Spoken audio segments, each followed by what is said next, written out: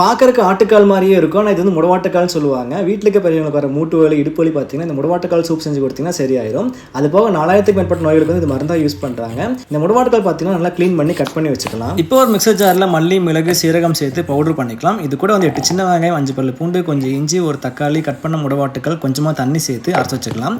இப்போ stove on பண்ணிவிட்டு ஒரு பேனில் வந்து கொஞ்சமாக ஆயில் சேர்த்து அது கூட கொஞ்சமாக சோம்பு, 2 பச்சை மிளகா, கருவேப்பிலை போட்டு ஃப்ரை பண்ணிக்கலாம்.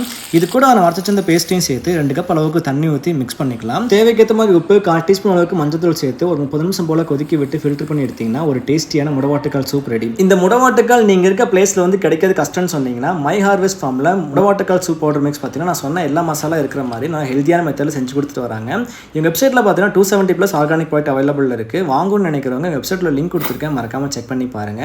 இப்போ ஒரு கடாயில் பார்த்தீங்கன்னா 200 கிராம் அளவுக்கு தண்ணி சேர்த்து அதில் 1 டீஸ்பூன் அளவுக்கு இந்த சூப் மிக்ஸ் சேர்த்து தேவைக்கேற்ற மாதிரி உப்பு, ஒரு தக்காளி போட்டு 10 நிமிஷம் போல கொதிக்க விட்டு எடுத்தீங்கன்னா முடவாட்டுக்கால் சூப் ரெடி. இந்த ப்ராடக்ட்டோட லிங்க் உங்களுக்கு வேணும் அப்படின்னா கமெண்ட்ல லிங்க்னு டைப் பண்ணுங்க, நானே உங்களுக்கு டேரக்டா DM பண்றேன். தேங்க்யூ.